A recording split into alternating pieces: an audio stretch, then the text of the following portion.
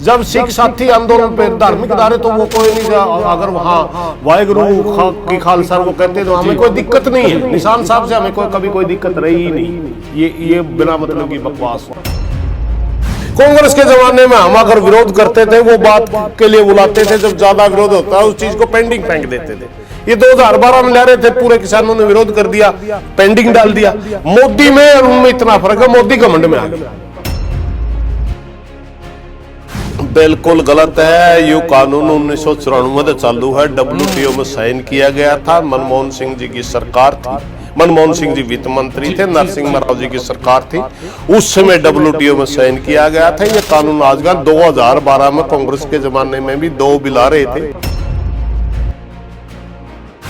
जेकर सियासतदानां नूं दूर रखना तो फिर सियासतदानां नूं विच क्यों बिठाउंदे हो? जोगिंदर यादव ने खुद स्वराज पार्टी उन्हां दी है, विच क्यों बिठाया जा रहा है? पंजाब ਦੇ ਉਦਯੋਗਿਕ ਢਾਂਚੇ ਦੇ ਵਿਕਾਸ ਲਈ ਸੂਬਾ ਸਰਕਾਰ ਵੱਲੋਂ ਮੈਗਾ ਪ੍ਰੋਜੈਕਟਾਂ ਦੀ ਸ਼ੁਰੂਆਤ ਕੀਤੀ ਗਈ ਹੈ। ਮੱਤੇਵਾੜਾ, ਬਠਿੰਡਾ ਅਤੇ ਰਾਜਪੁਰਾ ਵਿੱਚ 1000 ਏਕੜ ਤੋਂ ਵੱਧ ਥਾਂ ਵਿੱਚ ਮੈਗਾ ਇੰਡਸਟਰੀਅਲ ਪਾਰਕਾਂ ਦਾ ਨਿਰਮਾਣ ਕਰਵਾਇਆ ਜਾ ਰਿਹਾ ਹੈ। ਲੁਧਿਆਣਾ ਵਿੱਚ 380 ਏਕੜ ਵਿੱਚ ਹਾਈਟੈਕ ਸਾਈਕਲ ਵੈਲੀ ਬਣਾਈ ਗਈ ਹੈ। ਲੁਧਿਆਣਾ ਦੇ ਲਾਡੋਵਾਲ ਵਿੱਚ ਮੈਗਾ ਫੂਡ ਪਾਰਕ ਅਤੇ ਨਾਭਾ ਵਿੱਚ ਮਾਡਰਨ ਇੰਡਸਟਰੀਅਲ ਫੋਕਲ ਪੁਆਇੰਟ ਬਣਾਇਆ ਗਿਆ ਹੈ ਅਤੇ ਫਤਿਹਗੜ੍ਹ ਸਾਹਿਬ ਵਿੱਚ 132 ਏਕੜ ਤੋਂ ਵੱਧ ਰਕਬੇ ਵਿੱਚ ਫਾਰਮਾ ਪਾਰਕ ਉਸਾਰਿਆ ਗਿਆ ਹੈ। ਇਹਨਾਂ ਮੈਗਾ ਪ੍ਰੋਜੈਕਟਾਂ ਸਦਕਾ ਪੰਜਾਬ ਵਿੱਚ ਨਿਵੇਸ਼ ਅਤੇ ਰੋਜ਼ਗਾਰ ਦੇ ਮੌਕੇ ਪੈਦਾ ਹੋ ਰਹੇ ਹਨ। ਉਦਯੋਗਾਂ ਲਈ ਸੁਖਾਵਾਂ ਮਾਹੌਲ ਸਿਰਜਣ ਲਈ वचनबद्ध पंजाब सरकार। मोदी घमंड में ज्यादा चूर है, क्योंकि मोदी बीजेपी का पीएम नहीं है, मोदी इस देश का पीएम नहीं है, मोदी मात्र उद्योगपतियों का पीएम।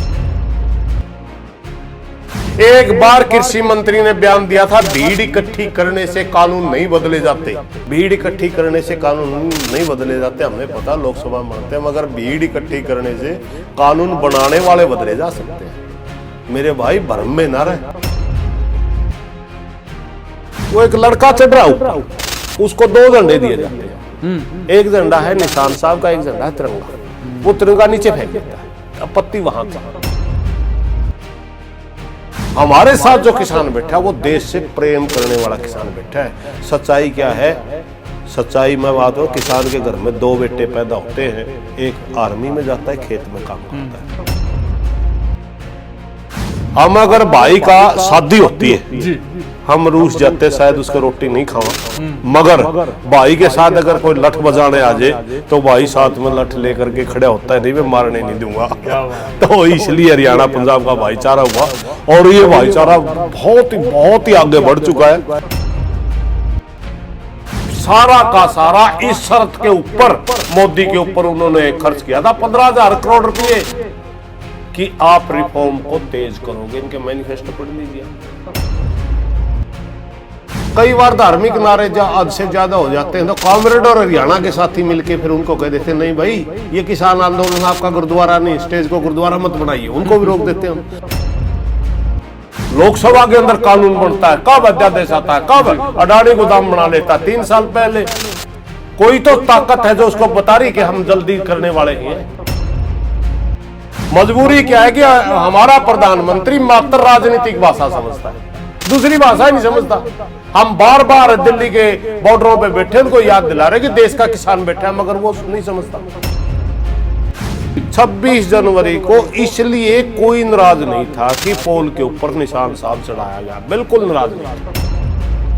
अगर हम ज्यादा जोर दें इस बात पे, कहेंगे सुप्रीम कोर्ट में जाओ, सुप्रीम कोर्ट में जाती है ना, क्योंकि सुप्रीम कोर्ट इनके कब्जे में, इलेक्शन कमीशन इनके कब्जे में, CBI ED सब इनके कब्जे में। ਸਤਿ ਸ਼੍ਰੀ ਅਕਾਲ, ਤੁਸੀਂ ਦੇਖ ਰਹੇ ਹੋ ਰੋਜ਼ਾਨਾ ਸਪੋਕਸਮੈਨ TV। ਮੈਂ ਸੁਰਖਾਬ। ਕਿਸਾਨੀ ਅੰਦੋਲਨ ਦੀ ਗੱਲ ਕਰੀਏ ਤਾਂ 9 ਮਹੀਨੇ ਪੂਰੇ ਹੁੰਦੇ ਨਜ਼ਰ ਆ ਰਹੇ ਨੇ, ਲੇਕਿਨ ਸਰਕਾਰ ਨਾਲ ਗੱਲਬਾਤ ਆ ਟੁੱਟੀ ਹੋਈ ਹੈ, ਗੱਲਬਾਤ ਦੁਬਾਰਾ ਸ਼ੁਰੂ ਨਹੀਂ ਹੋਈ। ਪਰ ਇਸ ਦੌਰਾਨ ਬਹੁਤ ਸਾਰੀਆਂ ਵਿਚਾਰਾਂ ਪੇਸ਼ ਹੋਈਆਂ, ਇਲੈਕਸ਼ਨ ਨੂੰ ਲੈ ਕੇ ਵੀ ਕਈ ਗੱਲਾਂ ਸਾਹਮਣੇ ਆਈਆਂ ਤੇ ਖਾਸ ਤੌਰ ਤੇ ਇਸ ਵਕਤ ਕਿਸਾਨਾਂ ਦਾ ਕਹਿਣਾ ਆ ਕਿ ਸੱਤਾ ਵਿੱਚ ਬਦਲਾਅ ਚਾਹੁੰਦੇ ਆ, ਕੇਂਦਰ ਦਾ ਵਿਰੋਧ ਕਰਾਂਗੇ, ਯਾਨੀ ਕਿ ਭਾਜਪਾ ਸਰਕਾਰ ਦਾ ਵਿਰੋਧ ਕਰਾਂਗੇ। ਮੇਰੇ ਨਾਲ ਇਸ ਵਕਤ ਭਾਰਤੀ ਕਿਸਾਨ ਮਜ਼ਦੂਰ ਯੂਨੀਅਨ ਤੋਂ ਸੁਰੇਸ਼ ਕਾਉਤ ਜੀ ਨੇ, ਜੋ ਹਰਿਆਣਾ ਦੇ ਵਿੱਚ ਐਕਟਿਵ ਨੇ। ਉਹਨਾਂ ਨਾਲ ਗੱਲਬਾਤ ਕਰਦੇ ਹਾਂ ਤੇ ਜਾਣਦੇ ਹਾਂ ਕਿਸ ਤਰੀਕੇ ਦੇ ਨਾਲ ਉਹ ਬਦਲਾਅ ਚਾਹੁੰਦੇ ਨੇ ਤੇ ਕਿਸ ਤਰੀਕੇ ਦੇ ਨਾਲ ਅੰਦੋਲਨ ਅੱਗੇ ਲੈ ਕੇ ਜਾਣਗੇ। ਸਤਿ ਸ਼੍ਰੀ ਅਕਾਲ ਜੀ। धन्यवाद जी, धन्यवाद। राम राम जी आपको। राम राम। बड़ा वधिया सुमेल होया हरियाणे का, पंजाब का, ਉਧਰੋਂ ਰਾਮ ਰਾਮ ਕਹਿੰਦੇ ਨੇ, ਇਧਰੋਂ ਸਤਿ ਸ੍ਰੀ ਅਕਾਲ ਕਹਿੰਦੇ ਨੇ, सत श्री अकाल भी ਸਤਿ कहते ਸ੍ਰੀ हैं। ਅਕਾਲ ਵੀ ਕਹਿੰਦੇ ਨੇ। ਬਈ ਕਹਿ ਰਿਹਾ ਸੀ, ਅੱਛਾ ਪਹਿਲਾਂ ਤਾਂ ਸੁਮੇਲ ਬਾਰੇ ਕੀ ਕਹਿਣਾ ਆ? ਜਿਹੜਾ ਸੁਮੇਲ ਦਿੱਲੀ ਦੇ ਬਾਰਡਰਾਂ ਤੇ ਹੋਇਆ, ਹਰਿਆਣੇ ਦਾ ਤੇ ਪੰਜਾਬ ਦਾ, ਕੀ ਲੱਗਦਾ ਆ ਕਿ ਕਿਤੇ ਨਾ ਕਿਤੇ ਸਰਕਾਰ ਨੇ ਕੁਝ ਚੰਗਾ ਵੀ ਕੀਤਾ ਆ?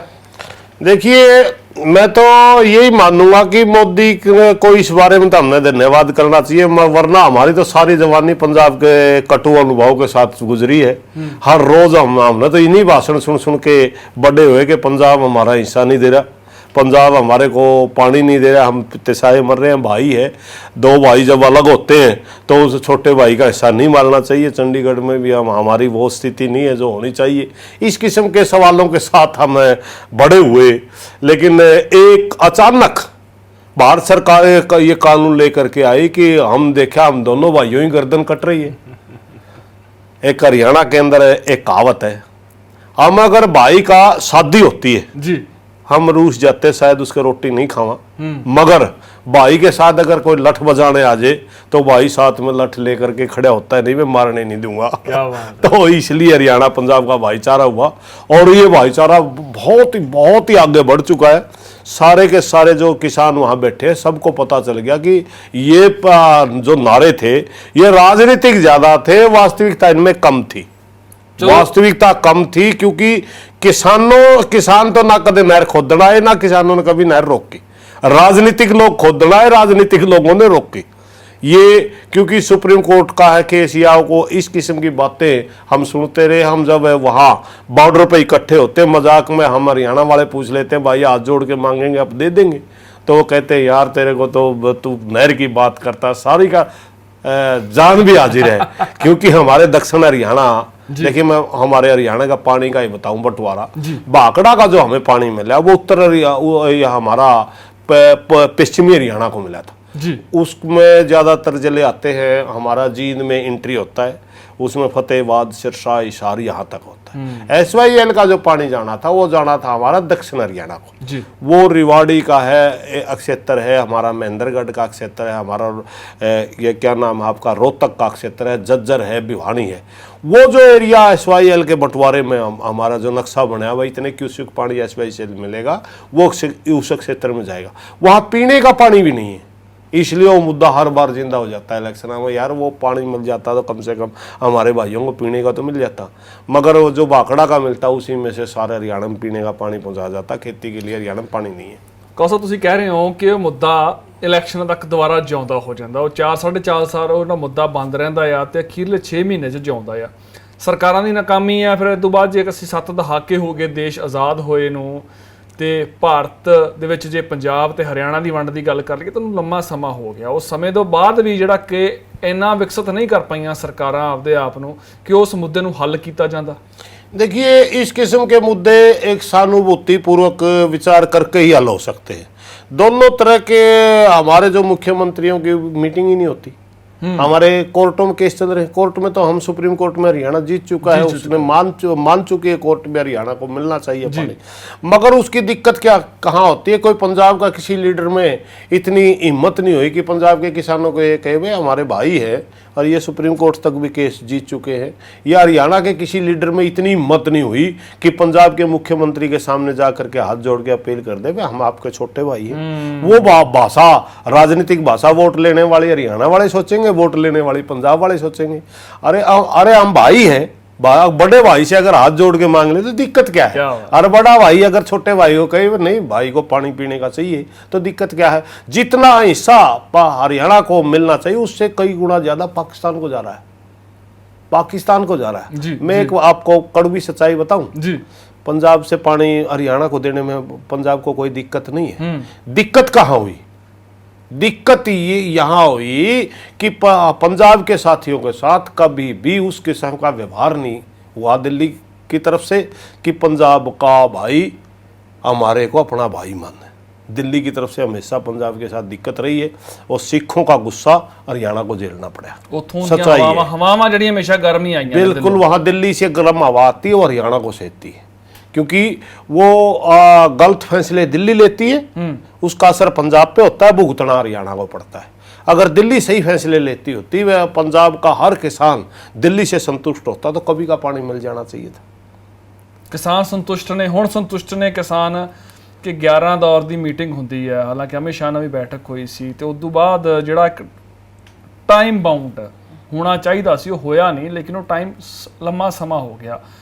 ਉਸ ਦੌਰਾਨ ਕਿਸਾਨਾਂ ਦੀ ਹੁਣ ਪ੍ਰਵਿਰਤੀ ਕੀ ਹੈ, ਕਿਸਾਨ ਕੀ ਸੋਚਦੇ ਨੇ? 9वें ਮਹੀਨੇ ਚ ਅੰਦੋਲਨ ਦਾਖिल होने वाला है। देखिए, प्रजातंत्र के अंदर हमेशा पहल करना सरकार का काम होता है। सरकार जितना हमारे आंदोलन को बदनाम करने के लिए, बांटने के लिए इस आंदोलन को 3-4 कोशिश कर रही है। उन्होंने एक रिसर्च करवाई थी, मैं कड़वी सच्चाई बताऊंगा जी। उन्होंने एक रिसर्च कराई, किसी अफसर ने उनको रिपोर्ट दी कि ये आंदोलन बहुत ज्यादा संगठन है, ये आपस में नेता ही लड़के बिखर जाएंगे, या तो ये होगा, या किसी भी आंदोलन में अगर कॉमरेड साथी हैं वो लंबे समय तक वो आंदोलन में रहने से वो आंदोलन पे कब्जा कर लेते हैं, आम किसान उससे हट जाता है, या ये हो जाएगा, या इस आंदोलन के अंदर सिख भाई बहुत बड़ी संख्या में है। वो पंजाब का एक इतिहास रहा है कि जब लंबा आंदोलन चलने के बाद ये धार्मिक नारे लगाना शुरू कर दिया करें और वो आंदोलन खराब हो जाएगा। पर धार्मिक नारे तो पहले दिन तो लगने आ रहे हैं। या मैं सुनिए, चौथा रह गया, या पंजाब की एक फितरत रही और हरियाणा की एक फितरत रही, और हरियाणा के अंदर किसान आंदोलन शुरू हो जाता है, लंबा समय अगर बीत जाए तो वो जाट आंदोलन बन जाता है। हाँ, मगर सच्चाई अलग है, अब की बार सच्चाई अलग है। अब की बार हमारे ऐसा पावर बैलेंस हो रही है, जब कॉमरेड साथी आंदोलन के ऊपर हैवी होने की कोशिश करते हैं, हरियाणा वाले और जो नॉन कॉमरेड है पंजाब के संगठन वो आकर के रोक देते, नहीं भाई ये तुम्हारा अकेले का आंदोलन नहीं है, ये सभी विचारधाराओं का है। जब सिख साथी आंदोलन पे धार्मिक नारे तो वो कोई नहीं, अगर वहाँ वाहेगुरु की खालसा वो कहते तो हमें कोई दिक्कत नहीं है, निशान साहब से हमें कभी कोई दिक्कत रही ही नहीं। ये बिना मतलब की बकवास चला रखी। पर 26 जनवरी तो बाद जो गल्लां सामने आईਆਂ, 26 जनवरी तो बाद ਇਹ ਕਿਹਾ ਜਾਂਦਾ ਸੀ ਕਿ ਉੱਥੇ ਅੰਦੋਲਨ ਸਿਰਫ ਸਿੱਖਾਂ ਦਾ ਰਹਿ ਗਿਆ, ਹਰਿਆਣੇ ਵਾਲੇ ਨਾਰਾਜ਼ ਨੇ, ਹਰਿयाणे वाले तो जा रहे ने, वो कितनी की सच्चाई थी? मैं बताऊं, वो बिल्कुल प्लांट की गई थी। लोग हम उस बात के से नाराज नहीं थे, मैं उसको खोल के ही बताऊंगा आपको। हमें सिख भाइयों से कभी कोई समस्या ही नहीं रही। हाँ, कई बार धार्मिक नारे हद से ज्यादा हो जाते हैं तो कॉमरेड और हरियाणा के साथी मिलके फिर उनको कह देते हैं, नहीं भाई ये किसान आंदोलन आपका गुरुद्वारा नहीं, स्टेज को गुरुद्वारा मत बनाइए, उनको भी रोक देते हैं हम। कई बार हमारे हरियाणा के साथी वहाँ ज्यादा स्टेजों पर हैवी होते हैं तो जाट आंदोलन की भाषा बोलनी शुरू कर देते, तो पूरे पंजाब के संगठन, उत्तर प्रदेश के संगठन मिल करके हमारे को रोकते। नहीं, ये पावर बैलेंस हो रही है। कई बार एक नेता कोई विचार करता है, उसका विचार गलत होता है तो कई मिलकर रोक देते हैं। इस हिसाब से ये ऐसा पावर बैलेंस हो रहा है कि ये आंदोलन बिल्कुल भी आज भी वही पवित्र किसान आंदोलन है जो 26 नवंबर को था। साहब ਤੁਸੀਂ ਕਹਿ ਰਹੇ ਹੋ ਕਿ ਜਾਂ ਤਾਂ ਜੇ ਕਾਮਰੇਡ ਹਾਵੀ ਹੁੰਦੇ ਨੇ ਤਾਂ ਬਾਕੀ ਰੋਕ ਦਿੰਦੇ ਨੇ, ਜੇ ਹਰਿਆਣੇ ਵਾਲੇ ਹਾਵੀ ਹੁੰਦੇ ਨੇ ਤਾਂ ਉਹ ਜਿਹੜੇ ਕਾਮਰੇਡ ਨੇ ਜਾਂ ਬਾਕੀ ਜੋ ਜਥੇਬੰਦੀਆਂ ਨੇ, ਜੋ ਧੜੇ ਨੇ, ਉਹ ਰੋਕ ਦਿੰਦੇ ਨੇ। ਇਹ ਚੀਜ਼ਾਂ ਸੰਤੁਲਨ ਬਣਾ ਕੇ ਰੱਖਦੇ ਹੋ। ਪਰ ਜਦੋਂ ਤਸਵੀਰਾਂ ਦਿਖਾਈਆਂ ਜਾਂਦੀਆਂ ਨੇ ਕਿ ਅਸੀਂ ਇਹਨਾਂ ਬੁੱਧੀਜੀਵੀਆਂ ਨੂੰ, ਬੁੱਧੀਜੀਵੀ ਨਾਂ ਲੈ ਕੇ ਕਿਹਾ ਜਾਂਦਾ ਕਿ ਅਸੀਂ ਇਹਨਾਂ ਦੀ ਰਿਹਾਈ ਚਾਹੁੰਦੇ ਆ, ਜਾਂ ਉੱਥੇ ਗੱਲਾਂ ਹੁੰਦੀਆਂ ਨੇ ਕਿ ਇੱਕ ਵੱਖਰੇ ਸਮਾਜ ਦੀਆਂ ਗੱਲਾਂ ਵੀ ਉੱਥੇ ਕੀਤੀਆਂ ਜਾਂਦੀਆਂ ਨੇ, ਤਾਂ ਕੀ ਉਹ ਤੁਹਾਨੂੰ ਲੱਗਿਆ ਨਹੀਂ ਉਹ ਵੱਖਰਾ ਕੁਝ ਹਾਵੀ ਹੋ ਰਿਹਾ ਹੈ ਉੱਥੇ? नहीं, मैं आपको पहले ही बताया। चलो एक लीडर ने बोल दिया, किसी कोई भाषा बोल दी, एसकेएम के अंदर उसके ऊपर बहुत लंबी चर्चा होती है, बहुत लंबी चर्चा। लंबी चर्चा होने के बाद वहां आ जाता है कि मान लो एक बार एक फैसला हमारे हक में हो गया तो अगला फैसला जरूरी नहीं हमारे हक में होगा। अगला फैसला कॉमरेड साथी ले जाएंगे, उससे अगला सिख भाई ले जाएंगे, उससे अगला ये होता है। हमारा ऐसा नहीं है। ये आंदोलन बिल्कुल पवित्र आंदोलन। 26 जनवरी की मैं घटना बताऊं, 26 जनवरी को इसलिए कोई नाराज नहीं था कि पोल के ऊपर निशान साहब चढ़ाया गया, बिल्कुल नाराज नहीं थे। हमारे को आपत्ति कहाँ थी, हरियाणा वाले ने आपत्ति कहाँ थी, मैं आपत्ति करने वाले में सबसे आगे था। अच्छा, वो हाँ बिल्कुल। और मैं आज भी उस किस्म की घटना से, वो एक लड़का चढ़ रहा ऊपर, उसको 2 झंडे दिए जाते हैं, एक झंडा है निशान साहब का, एक झंडा है तिरंगा, वो तिरंगा नीचे फेंक देता है। आपत्ति वहां थी। निशान साहब तो कोई नहीं सी, निशान साहब से हमें आज भी आपत्ति नहीं है, आज भी आपत्ति नहीं है। वो हमारा एक बड़े सम्मानित समाज का झंडा है जी, उसमें हमें क्या आपत्ति होगी, हो ही नहीं सकती। तिरंगा हमारा सबका है। हमने कहा तिरंगा हमारा सबका है, तिरंगे का वो ना नहीं करना। निशान साहब चढ़ाओ, तिरंगा भी चढ़ा दो, निशान साहब चढ़ाओ, तिरंगा भी चढ़ा दो, और अगर मैं वहां होता मौके पर तो मैं कहता भाई तिरंगा भी चढ़ा इसके ऊपर, और वो तिरंगा चढ़ जाता, कोई दिक्कत नहीं थी। ये जो मीडिया ने प्लांट की ना खबरें, ये निराधार खबरें थी। हमें निशान साहब से ना कल आपत्ति थी, ना आज है, ना आगे कभी होने वाली। आपको पता ही नहीं, आपको इस बात का पता ही नहीं। जो साथी वहां बैठे हैं, जो साथी वहां बैठे हैं, वो सभी धर्मों के बैठे हैं। हमारी स्टेज के ऊपर सबसे पहले हनुमान चालीसा पढ़ी जाती है, फिर कुरान की आयतें पढ़ी जाती हैं, उसके बाद गुरबाणी का पाठ होता है। तो हमें किसी भी धर्म से कोई, क्योंकि धर्म एक व्यक्तिगत विषय है। हम वहां किसानों के लिए बैठे हैं, वो आंदोलन किसान आंदोलन है। किसान तो सभी धर्म और सभी जातियों में, आपत्ति किसको होगी? ये जो मीडिया के अंदर प्लांट की गई, हमारे सिख भाई को बदनाम करने की कोशिश की, हमारे आंदोलन को खालिस्तान बनाने की कोशिश, खालिस्तानी बनाने की कोशिश की, ये एक गंदी सोच का नतीजा है। वहां खालिस्तानी नहीं है कोई भी। ਅੱਛਾ ਆਪਕੋ ਤੁਹਾਨੂੰ ਕਦੇ ਲੱਗਿਆ ਇਹ ਚੀਜ਼ਾਂ ਕਿ ਜੋ ਚੀਜ਼ਾਂ ਨਿਕਲ ਕੇ ਆ ਰਹੀਆਂ ਨੇ, ਜੋ ਖਬਰਾਂ ਨਿਕਲ ਕੇ ਆ ਰਹੀਆਂ ਨੇ, ਜਾਂ ਜਿਸ ਤਰ੍ਹਾਂ ਦੀ ਵਿਚਾਰਧਾਰਾ ਸੈੱਟ ਕੀਤੀ ਜਾ ਰਹੀ ਹੈ, ਉਹ ਵਾਕਈ ਕਿਸਾਨੀ ਅੰਦੋਲਨ ਤੋਂ ਵੱਖਰੀ ਹੈ? किसानी आंदोलन से अलग हो, हमने तो विचारधारा वहां कभी मिली नहीं, कभी भी हमने तो मिली नहीं।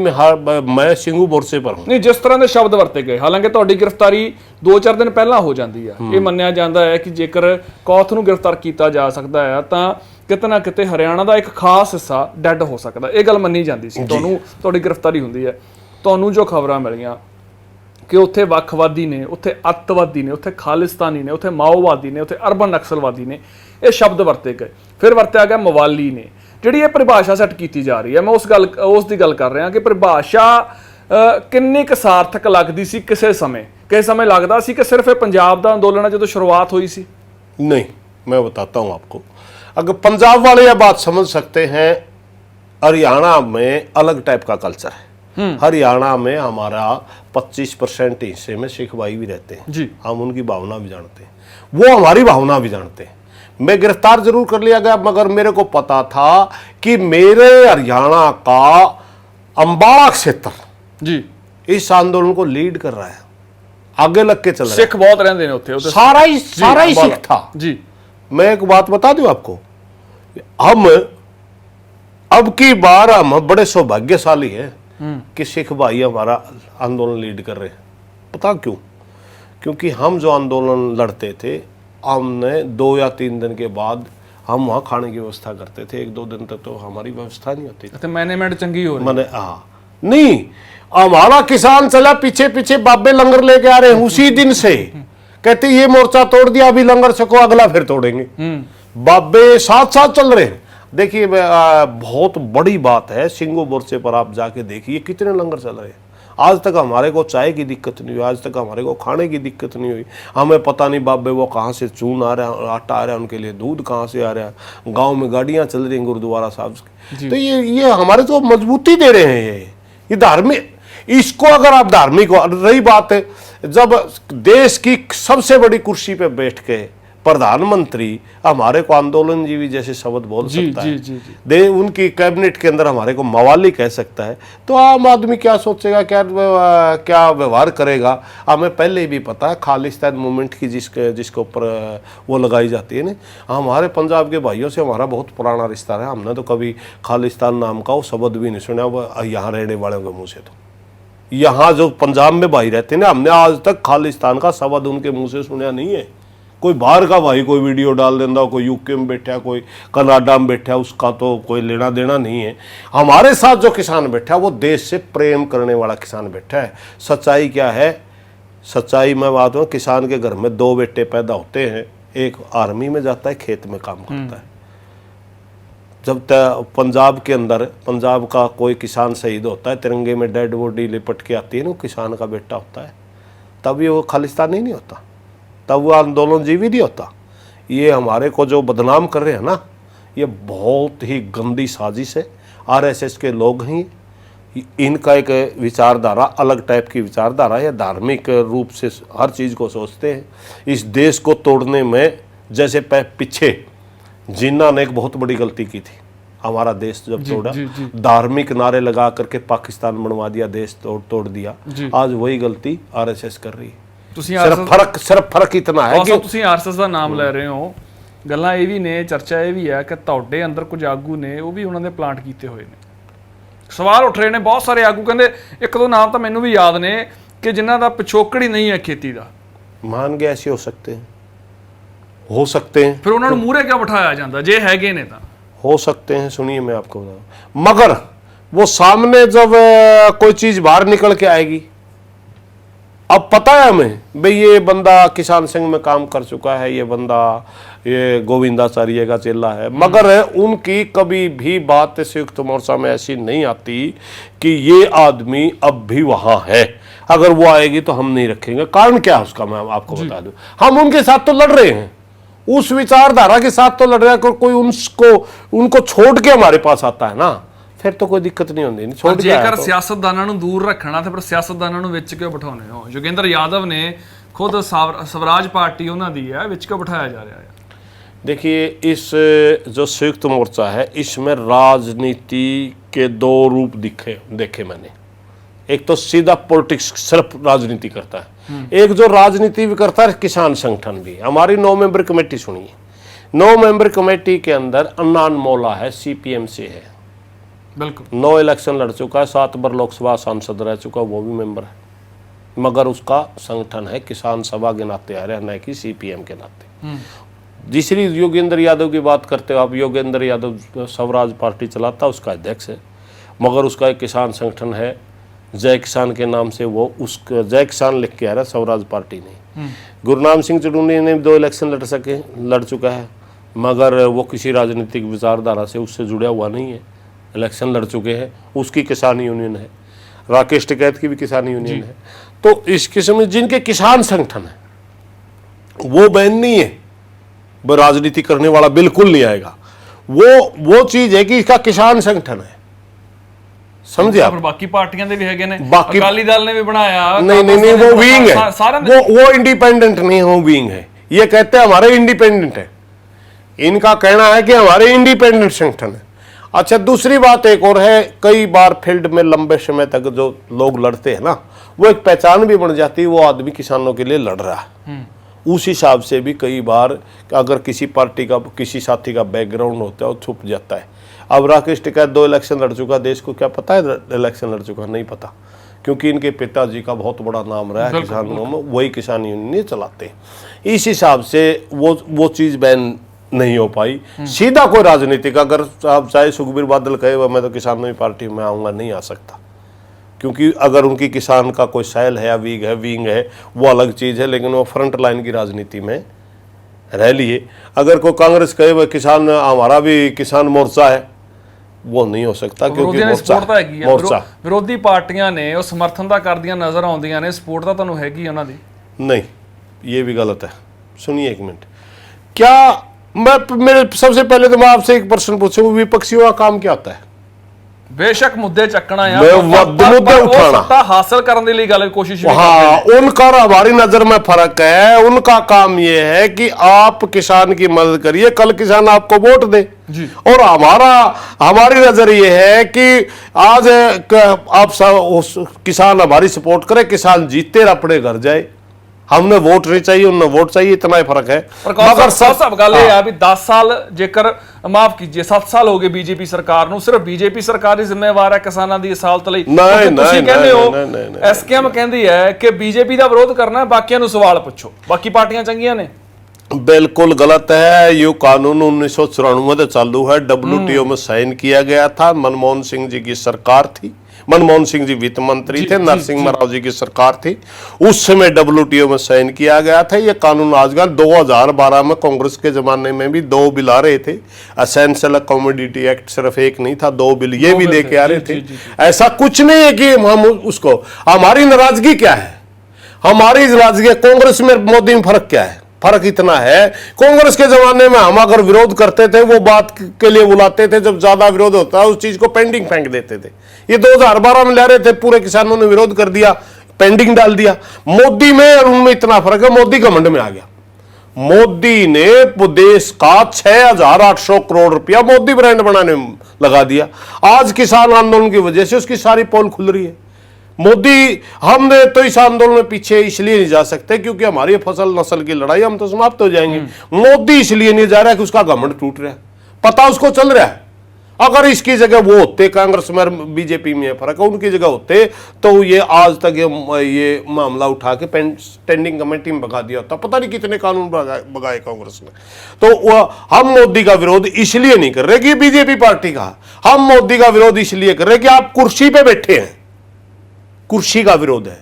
आप कुर्सी पे बैठे, आप हमारी बात नहीं मान रहे, इसलिए हम आपका विरोध करेंगे। पर वो तो कहते सौदा करने को तैयार है।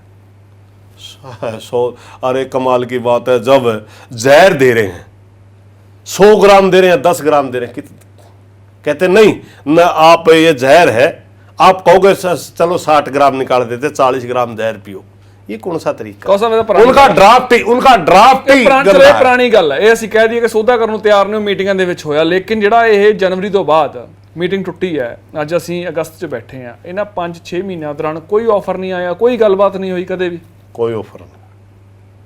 सिर्फ एक बात कह रहे हैं, एसकेएम दी 9 मेंबरी कमेटी दी कोई गलबात नहीं हो रही अधिकारियों नहीं नहीं, अंदर सा खाते किसी की हो रही हो तो हमारे को कोई दिक्कत नहीं, ओपन कदे बात नहीं आई। क्योंकि बार बार एक ही कृषि मंत्री का बयान आता है कि प्रपोजल दीजिए, उसका मतलब है किसान अपने आप नीचे आकर के कह दें ठीक है हम संशोधन पे तैयार हैं, उसका मतलब ये निकलता है।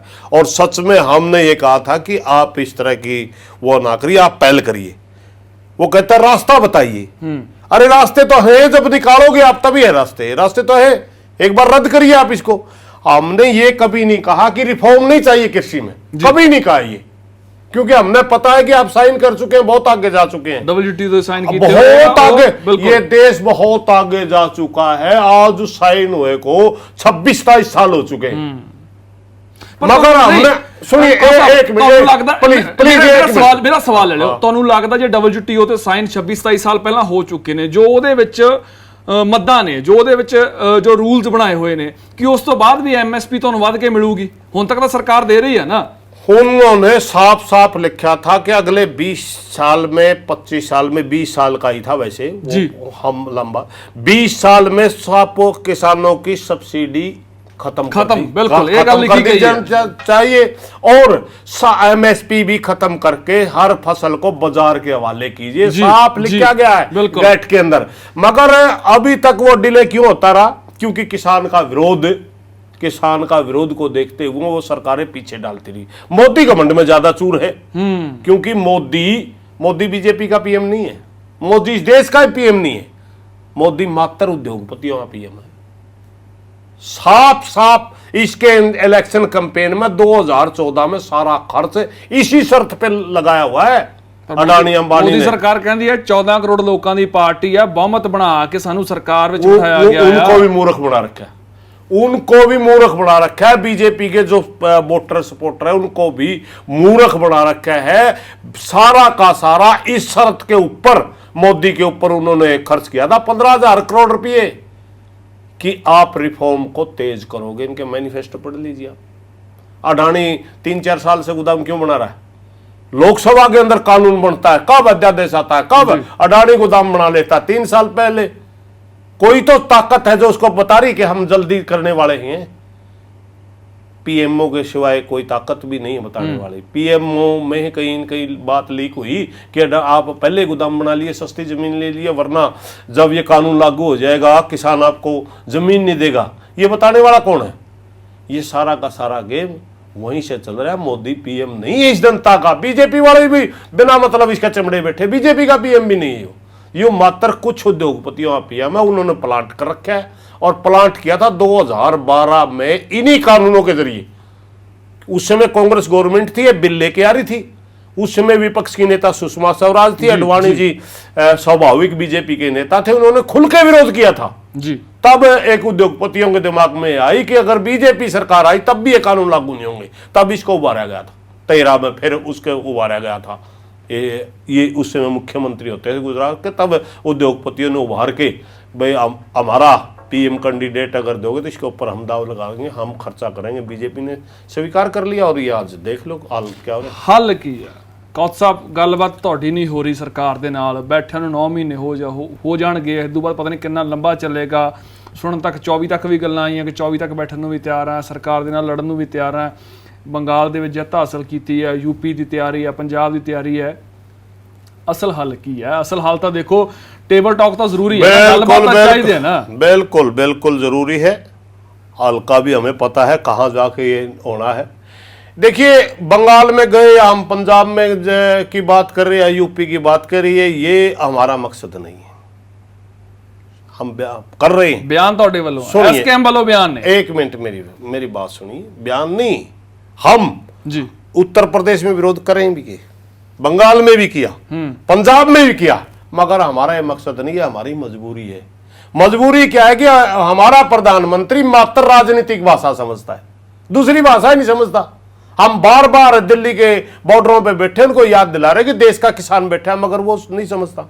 पश्चिमी बंगाल से प्रचार करना पहुंच गया, तब एसकेएम में बात हुई कि इसको राजनीतिक रूप से ही याद दिलाना पड़ेगा, तब हम वहां गए थे। ये हमारी मजबूरी है कि बीजेपी को हराओ, देश के किसान से प्रार्थना करना मकसद नहीं हमारा। मकसद क्या है? तीनों कानून वापिस और एमएसपी की खरीद की गारंटी का कानून। रही बात आपने हल्की की थी, एक बार सरकार की तरफ से प्रपोजल आई थी जी कि उन्होंने कहा कि आप होल्ड करवा लीजिए, उन्होंने कहा कि आप होल्ड करवा लीजिए, 1.5-2 साल का समय भी दिया। तो उस समय एसकेएम में खुद मैंने आवाज ये कही थी कि आप होल्ड की बात करते हो तो सरकार के पास आप लिख के भेजिए, होल्ड करो तो इलेक्शन तक करो, ताकि रिफरेंडम हो जाएगा। रिफरेंडम हो जाएगा, हम के देश के किसानों के सामने जाएंगे कि अगर ये सरकार आई तो बिल लागू करेगी भाई। समझ गए? बिल्कुल। और उससे पहले एमएसपी के ऊपर हम कोई समझौता नहीं करेंगे, एमएसपी का कानूनी गारंटी अभी दो। उन्होंने क्या किया कि 1.5 साल की होल्ड के लिए तो ऑफर भेज दिया, एमएसपी के ऊपर एक शब्द नहीं बोला जी। जबकि सच्चाई क्या है कि हमारे देश के मात्र 2 हरियाणा पंजाब को छोड़ करके जितने स्टेट हैं उन सब के जितने लीडर एसकेएम में बैठते हैं, पूरे देश के लीडर बैठते हैं, उनकी सबकी प्रायोरिटी यह है कि पहले नंबर पर हमारी एमएसपी होनी चाहिए। एमएसपी की खरीद की गारंटी कानून के बगैर हम मानने वाले नहीं। वहां चुप्पी करेगी सरकार। दूसरी बार हमने भी 10 बार कहा, ये कोई जरूरी नहीं है, मैं पहले भी उस बात पाऊं था, आपने बीच में रोक दिया। हम रिफॉर्म के विरोधी नहीं है जी। हमने बार बार कहा कि आपका जो ड्राफ्ट है वो ड्राफ्ट ही जहर का प्याला है, 10 ग्राम दोगे उसमें भी हम मरेंगे, 100 ग्राम दोगे उसमें भी मरेंगे। आप ये ड्राफ्ट को कैंसिल करिए। जो ऑब्जेक्शनेबल, आप एक कमेटी बनाइए किसान और उसकी, जो ऑब्जेक्शनेबल पॉइंट है उनको निकालिए, दोबारा ले आइए।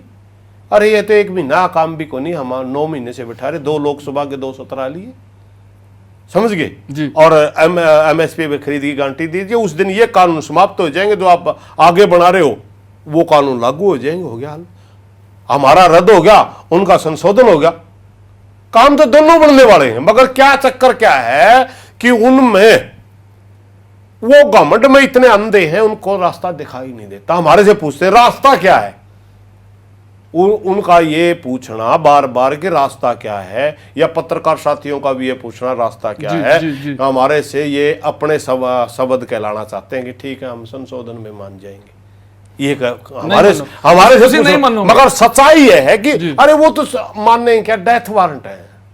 मैंने आपको पहले बताया 100 ग्राम का गिलास दे दिया जहर का भर के, और वो कहते इसमें संशोधन करवा लो, 70 ग्राम घट जाएगा, 60 ग्राम घट जाएगा, 10 ग्राम भी मारेगा। उसका जो शुरू का ड्राफ्ट है, मैं आपको बताऊं, कृषि के ऊपर कानून बनाना स्टेट का अधिकार है, सेंटर का नहीं। मगर इन्होंने क्या किया, ट्रेड में ले जाके बना दिए। अब अगर हम उनको चैलेंज करेंगे, गैर संवैधानिक के पास नहीं होगा, क्योंकि वो कानून इन्होंने कृषि उपज के लिए बना दिए। कृषि उपज के लिए कानून बनाना सेंटर का अधिकार होता है, लागू कृषि पे कर रहे हैं, चोर दरवाजे से लेके आगे।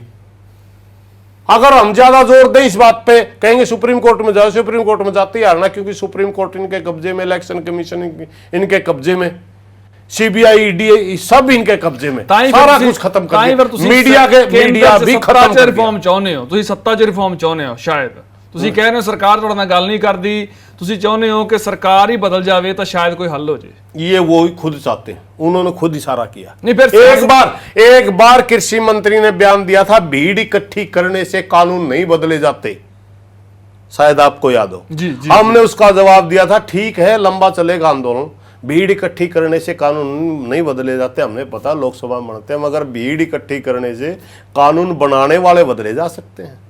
मेरे भाई भ्रम में ना रहे, ये तेरे बाप दादा का देश नहीं है, प्रजातंत्र है इसमें। मेरा आखिरी सवाल कौल साहब, आखिरी सवाल ये है कि जेकर तुसीं सत्ता 'ਚ रिफॉर्म चाਹੁੰਦੇ हो फिर अपने बंदे सत्ता 'ਚ क्यों नहीं उतारते? गुरनाम सिंह चूनी जे पहल करते सी तो दिक्कत की है?